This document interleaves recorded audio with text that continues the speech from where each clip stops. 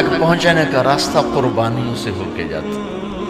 آپ سب متوسط یا غریب لوگ بیٹھے, میرے نبی جیسا غریب پوری کائنات میں کوئی نہیں. میں جبوتی صومالیہ گیا ہوں, وہاں کے غربت کو دیکھ کر مجھے لگا جیسے لفظ غربت بھی ان کی غربت پہ روتا ہے. ایسی غربت میں نے پورے پاکستان میں کہیں نہیں دیکھی جو میں نے جبوتی میں دیکھی, صومالیہ میں دیکھی, کیمرون میں دیکھی, چاڈ میں دیکھی, سوڈان میں دیکھی. 24 گھنٹے میں ایک دفعہ بھی کھانا نصیب نہیں. ہمارا غریب سے غریب آدمی 24 گھنٹے میں چولہا جلا بیٹھتا ہے.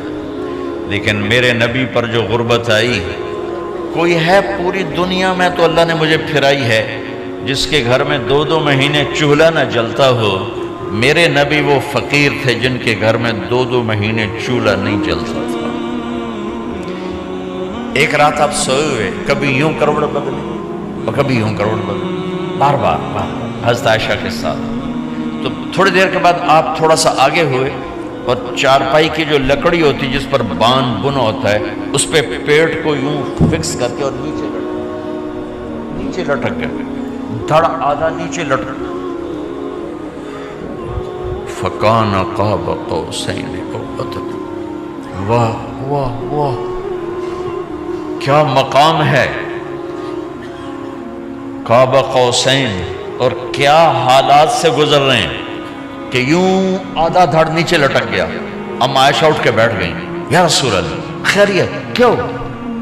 آپ اٹھ کے بیٹھے, کہا عائشہ بھوک بہت لگی, بھوک بہت لگی. اس لیے پریشر دیا تاکہ وہ جو بھوک کی طلب ہے نا میدے میں اس کو پریس کیا. اس لیے پتھر باندھتے تھے کہ وہ پیچھے چلا جائے. اب مسجد میں تشریف فرما تھے, ایک صحابی نہ کر کہ یا رسول یہ دیکھیں کپڑا ہٹایا, یہ دیکھیں میں نے پیٹ پہ پتھر باندھا. جن کے لیے کائنات بنائی, جنہیں اپنا حبیب کہا, جن کے چہرے کی قسمیں اٹھائیں, والضحیٰ جن کی زلفوں کی قسمیں اٹھائیں, واللیل اذا سجا جن کے منہ سے نکلے بول کی قسم اٹھائی, وقیلہ جن کے کتاب کی قسم اٹھائی, والقرآن المجید جن کے شہر کی قسم اٹھائی, وہذا البلد الامین. اتنی بڑی ہستی ہیں. آپ نے کہا ذرا ادھر دیکھو, آپ نے پیٹ سے کپڑا ہٹایا تو آپ نے 2 پتھر باندھے. دیکھو میں نے 2 باندھے. کوئی ایسا فقیر ہے دنیا میں دکھاؤ. عائشہ بھوک بہت لگی تو اللہ کے تو حضرت عائشہ رونے لگی, کہ یا رسول اللہ پھر آپ اللہ سے مانگتے کیوں؟ عائشہ نہیں مانگوں گا, اسی بھوک میں اللہ سے ملاقات کر, نہیں مانگوں. مجھ سے پہلے میرے جو بھائی آئے انبیاء وہ اسی فقر میں گئے, میں بھی اس فقر میں جاؤں گا. اپنے گھر میں یہ دکھ رکھا, اپنی اولاد کے ذبح ہونے کو قبول کیا تاکہ آئندہ آنے والی امت کا غریب طبقہ گلہ نہ کرے, شکوہ نہ کرے, حرام راستوں پہ نہ جائے, غلط راستوں پہ نہ جائے, اور مالدار فخر نہ کرے میں کوئی بڑا آدمی بن گیا ہوں, میری اتنی بڑی فیکٹری بن گئی ہے, میری اتنی بڑی کمائی ہو گئی ہے. یہ نہ یہ بڑائی کی چیز ہے نہ وہ چھوٹائی کی چیز ہے. جس سے اللہ راضی ہے وہ بڑا ہے, جس سے اللہ ناراض ہے وہ چھوٹا ہے, چاہے غریب ہے چاہے مالدار ہے. حضرت عائشہ فرماتی ہیں بیٹا 2 مہینے گزر جاتے تھے ہمارے گھر میں چولہا نہیں جلتا تھا, چولہا نہیں جلتا تھا, 2 ماہ گزر جاتے تھے. ایک دفعہ باغ میں تشریف لے گئے, عبداللہ بن عمر آپ کے ساتھ ہیں, صبح کا وقت ہے تو اب کھجوریں گری پڑی, جو ملک نہیں ہوتی نا, کسی کوے نے ٹھونگ ماری, کسی طوطے نے اس کو ایسے ہی وہ اس کو ٹک دیا اپنی اس کے ساتھ چونچ کے ساتھ, تو وہ گر پڑی. اب اٹھا کے صاف کر کے کھا رہے تھے اور عبداللہ سے کہہ رہے تھے عبداللہ تو نہیں کھاتا؟ انہوں نے کہا جی مجھے بھوک نہیں ہے. آپ نے کہا عبداللہ مجھے بھوک ہے, آج 4تھا دن ہے میں نے کچھ نہیں کھایا. 4تھا تمہیں کوئی ہے جس کے ہاں 4 دن فاقہ چلتا ہو؟ آج 4تھا دن ہے میں نے کچھ نہیں کھایا. ہمارے دسترخوان پہ کتنا کھانا اٹھا کے کوڑے کے ڈھیر میں جاتا ہے. آج 4 دن گزر چکے ہیں میں نے کچھ نہیں کھایا. हादिही सुबह राबिअत मा ज़ुक़्तु शैआ, आज चौथी सुबह मेरे ऊपर तुलू हुई है, एक लुक़मा नहीं खाया।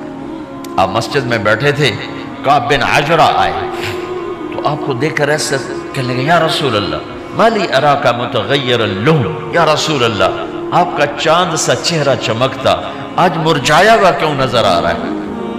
तो आपने यूं देख अपने पेट पर यूं उंगली रख कर कहा, मा दखल जौफी मा यदखुल जौफ ज़ातिक मुंदु सलास। का आज 3 दिन गुजर चुके हैं, पेट में एक रोटी का जर्रा दाखिल नहीं हुआ, जर्रा, लुकमा नहीं जर्रा, रोटी का एक जर्रा पेट में दाखिल नहीं हुआ।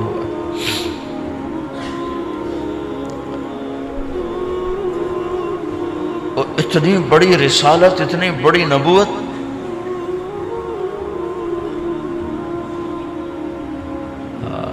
अपनी उम्मत के गरीबों की तसल्ली के लिए और अपनी उम्मत के मालदारों को सबक देने के लिए कि अल्लाह रिस्क दे तो अपनी हैसियत ना भूलो, और अल्लाह ना दे तो अपने हबीब की कुर्बानी ना भूलो।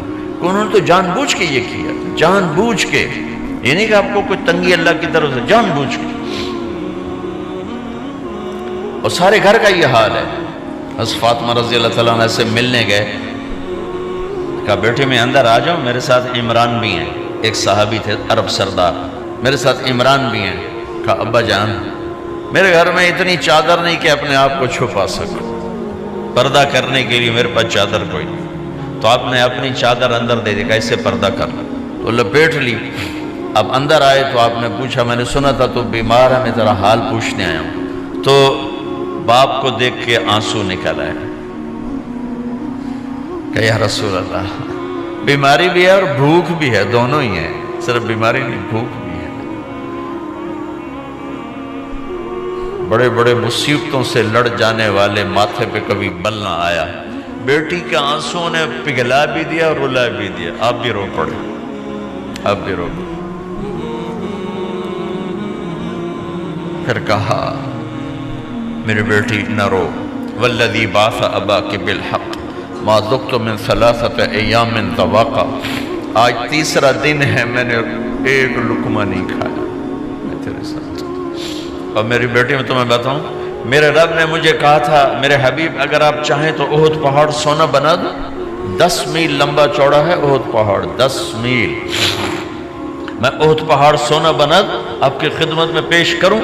तो मैंने कहा नहीं या अल्लाह मुझे नहीं चाहिए, मैं एक दिन भूखा रहूंगा, एक दिन खाना खाऊंगा।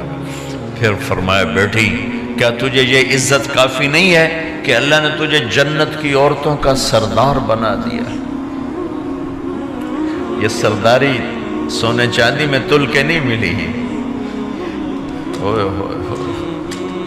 कुर्बान जाओ।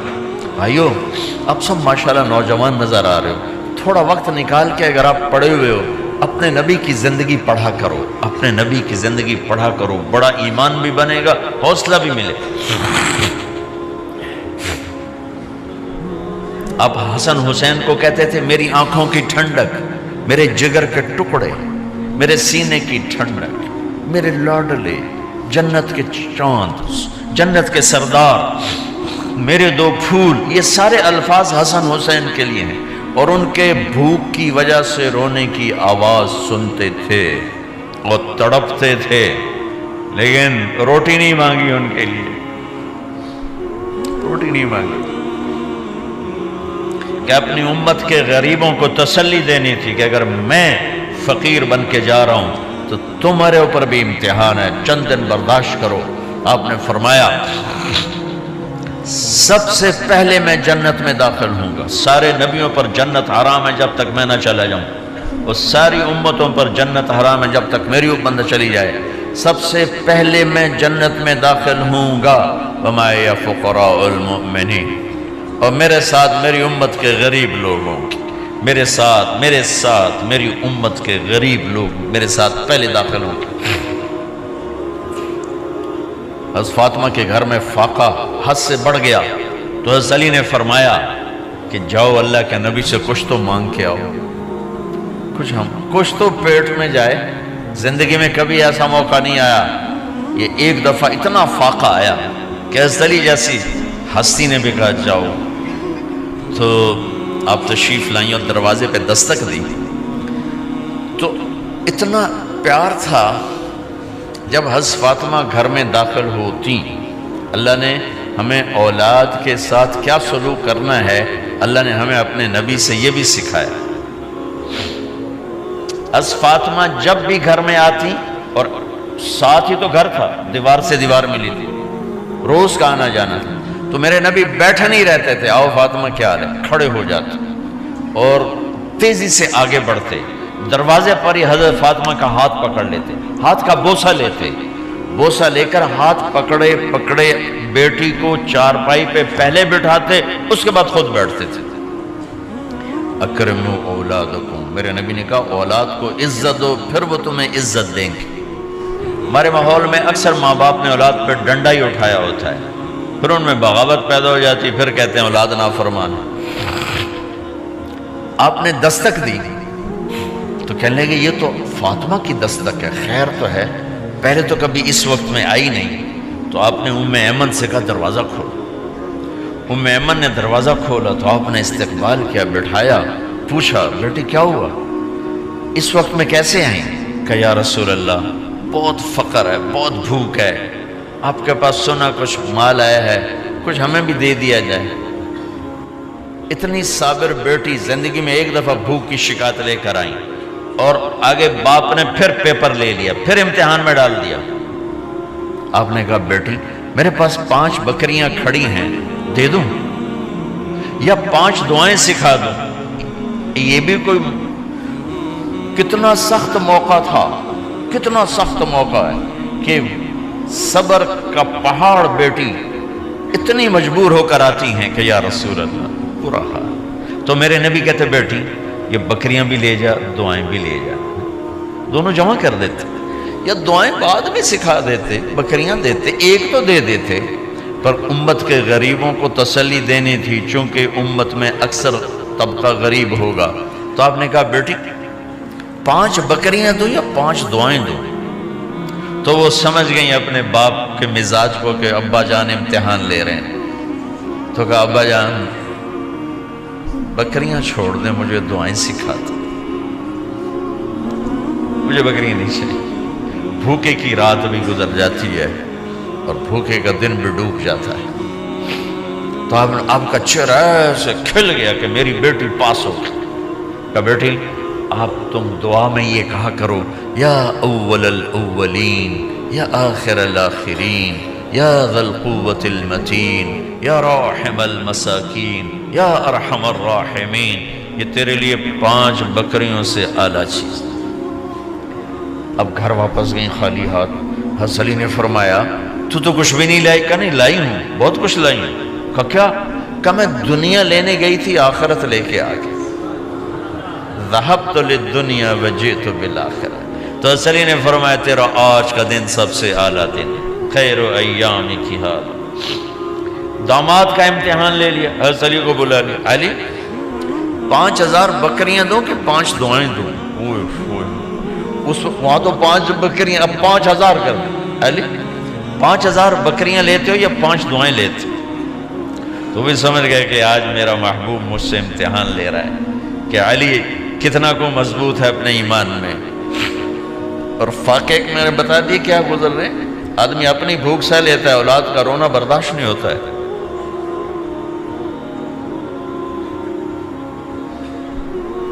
علی 5 دعائیں دوں کہ 5000 بکریاں؟ حضرت علی نے عرض کی یا رسول اللہ دعائیں سکھا دیں، بکریاں نہیں چاہیے۔ میرا نبی کا چہرہ کھل گیا کہ میرا داماد بھی پاس ہو گیا۔ علی تو یہ دعا مانگا کر روزانہ، اللہم اغفر لی ذنبی ووسع لی خلقی وبارک لی فی رزقی وقنعنی بما رزقتنی ولا تذهب قلبی الی شیء صرفته عنی۔ یہ 5 دعائیں تو مانگا کر، 5000 بکریوں سے زیادہ ہے۔ اللہم اغفر لی ذنبی، اللہ میرا گناہ معاف کر، وسع لی خلقی، میرے اخلاق عالی شان کر، بارک لی فی رزقی، میرے رزق میں برکت دے، قنعنی بما رزقتنی، مجھے لالچ سے نکال دے، مجھے لالچی نہ بنا، مجھے حریص نہ بنا، وَلَا تُذْهِبْ قَلْبِي إِلَىٰ شَيْءٍ صَرَفْتَهُ عَنِّي، جو تو نے مجھے دیا نہیں اس کی میرے اندر سے طلب بھی ختم کر دے، مجھے اس کا طلبگار بھی نہ بنا۔ کہ یہ 5000 بکریوں سے زیادہ ہے۔ میں نے تھوڑا سا اپنے نبی کے گھر کا نقشہ آپ کو بتایا کہ یہ چند دن صبر کی دنیا ہے، اللہ راضی ہو گیا تو موت سب سے خوبصورت پیغام۔